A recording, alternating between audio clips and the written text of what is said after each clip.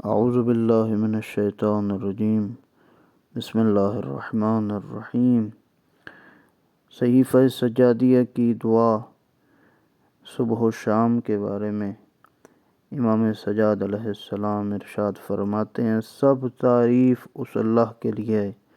جس نے اپنی قوت و طاقت سے شب و روز کو خلق فرمایا، اپنی قدرت کی کار فرمائی سے ان دونوں میں امتیاز قائم کیا، ان میں سے ہر ایک کو معینہ حدود و مقررہ اوقات کا پابند بنایا اور ان کے کم و بیش ہونے کا جو اندازہ مقرر کیا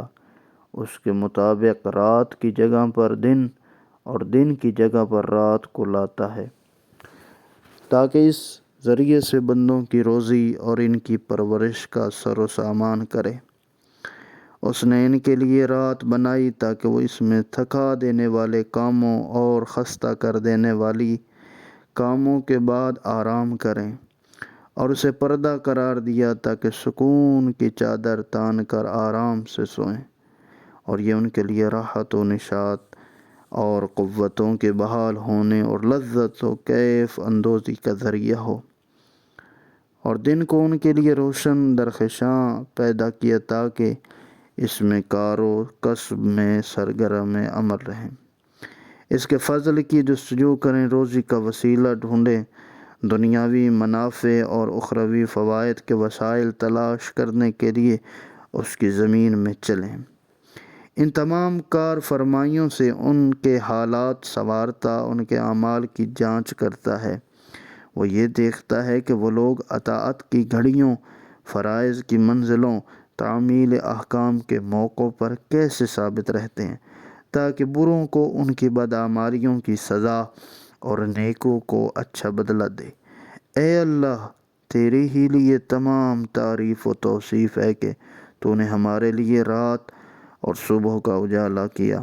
اور اسی طرح دن کی روشنی سے ہمیں فائدہ پہنچایا، طلب رزق کے مواقع ہمیں دکھائے، اس میں آفات و بلیات سے ہمیں بچایا۔ ہم اور ہمارے علاوہ سب چیزیں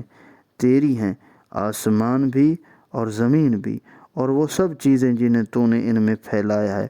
ساکن ہوں یا متحرک، مقیم ہوں یا راہ نورد، فضا میں بلند ہو یا زمین کی تہوں میں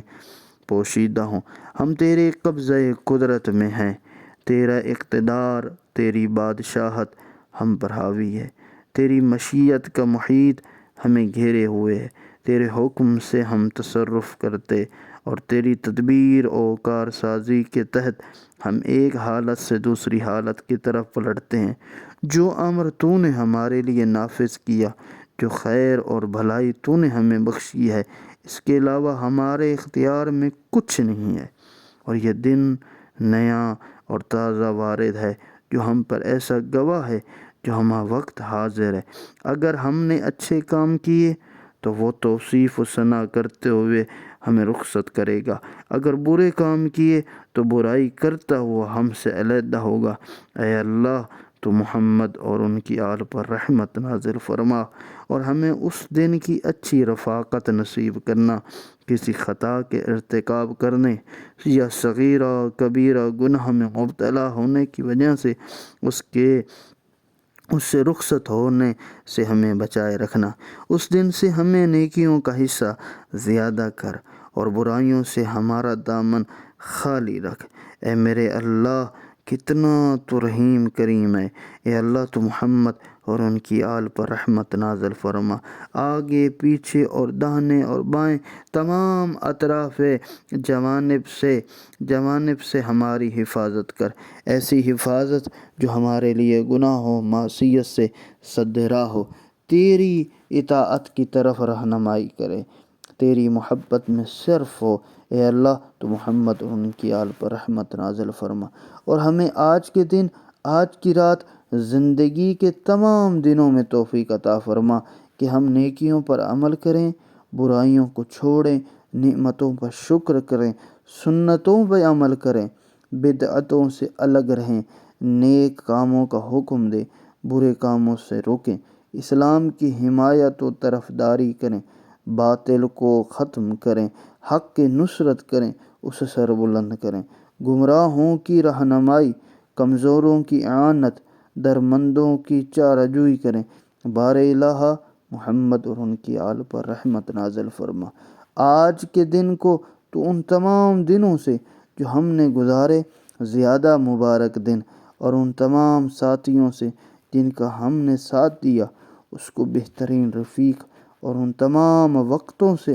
جن کے زیر سایہ ہم نے زندگی بسر کی اس کو بہترین وقت قرار دے۔ اے میرے اللہ، جن سے تو نے خوف دلا کر منع کیا ہے ان سے کنارہ کشی کی توفیق عطا فرما۔ اے خدا، میں تجھے گواہ کرتا ہوں، تو گواہی کے لیے کافی ہے،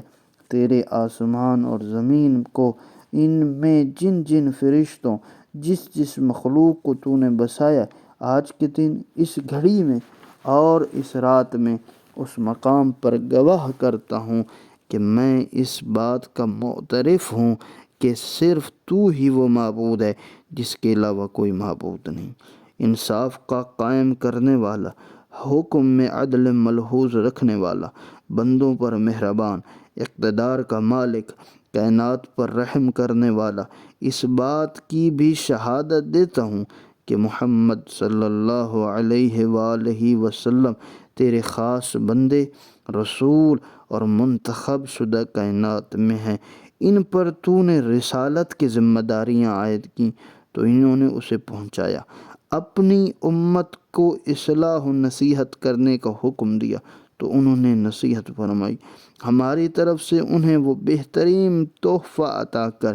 جو تیرے ہر اس انعام سے بڑا ہوا ہو جو اپنے بندوں میں سے تو نے کسی ایک کو دیا ہو۔ ہماری طرف سے انہیں وہ جزا دے جو ہر اس جزا سے بہتر و برتری ہو جو انبیاء میں سے کسی ایک کو تو نے اس کی امت کی طرف سے عطا فرمائی ہو۔ بے شک تو بڑی نعمتوں کا بخشنے والا، بڑے گناہوں سے درگزر کرنے والا اور ہر رحیم سے زیادہ رحم کرنے والا، لہٰذا تو محمد اور ان کی پاک اور پاکیزہ شریف اولاد پر رحمت نازل فرما۔ یعنی اس دعا میں مولا نے دن اور رات کے بارے میں بڑی حقیقت ایک بتائی ہے، اور اسی طرح امام علی علیہ السلام کا ایک فرمان بھی ہے کہ ارشاد فرماتے ہیں کہ انسان کی زندگی کا جو دن گزرتا ہے وہ زبان حال سے خطاب کرتے ہوئے اس سے کہتا ہے کہ میں تیرے لیے نیا دن اور تیری اعمال کا گواہ ہوں، لہٰذا زبان اور اعضاء سے نیک عمل کرو،